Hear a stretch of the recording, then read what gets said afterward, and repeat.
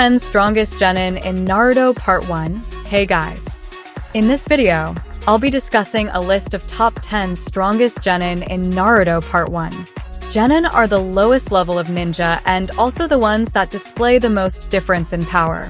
So, let us count down the list from weakest to strongest. Shikamaru isn't overly powerful, and the thing that most keeps him going is his brains.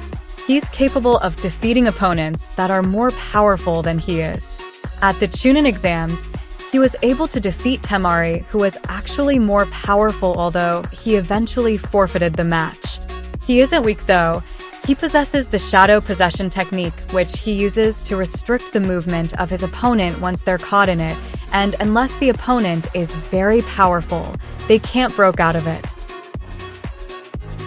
Kankuro was introduced to be quite a capable shinobi in the beginning.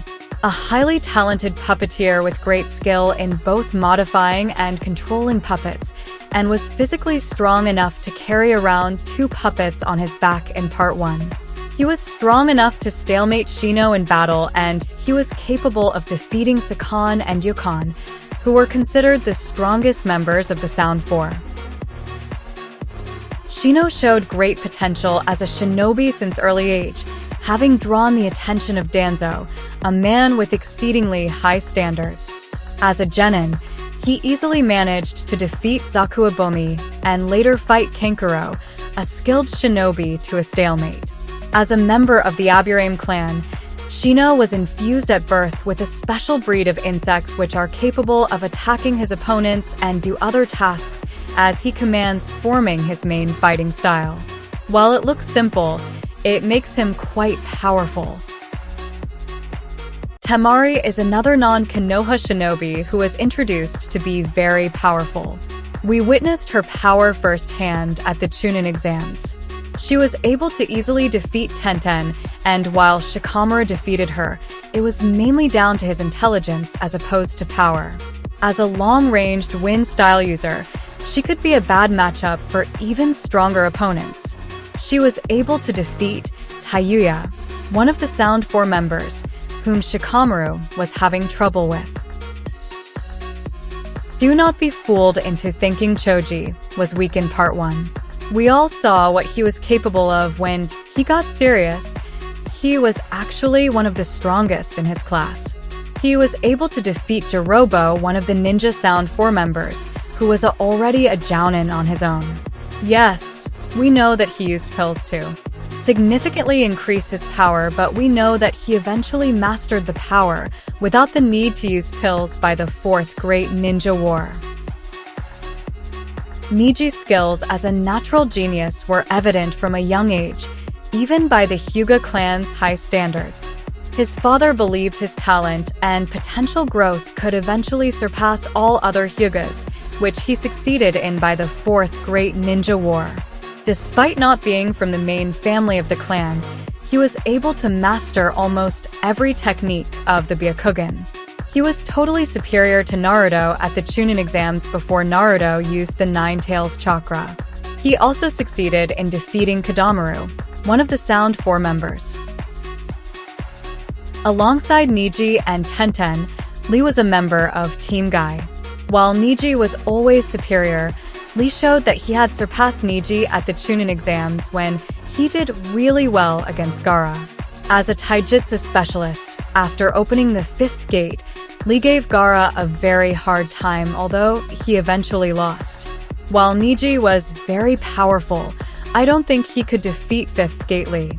Lee also did really well against Kimimaro, besting him at taijutsu using Druken Fist, and without resorting to the inner gates. Gaara was introduced as a very fearsome and intimidating guy. Almost everyone was weary of battling against him at the Chunin exams. As the Jinchuriki of Shikaku and the ability to manipulate sand at will, Gaara was shown to be the strongest genin from his generation at the start. Even after opening the 5th gate, although giving Gaara a hard time, Lee could not defeat him. Even the prodigious Sasuke was incapable of defeating him. He also did really well against Kimimaro, holding his own without even using his Jinchuriki powers. As an Uchiha, it's no surprise that Sasuke was already strong and skilled from the very beginning.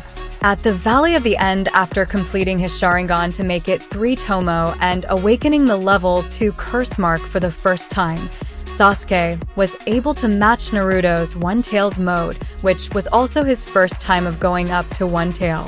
In the end, Sasuke won the battle, which implied that with the level 2 curse mark, he was probably a bit stronger than Naruto One Tail mode. I know some people would be surprised to see Naruto at first position since Sasuke won their battle. First, we know that Naruto defeated Neji at the Chunin exams, and later defeated Gaara in Tailed Beasts mode after summoning Gamabunta, something even Sasuke could not do. While Sasuke was able to match Naruto's One Tail mode, Naruto wasn't using all the abilities in his arsenal.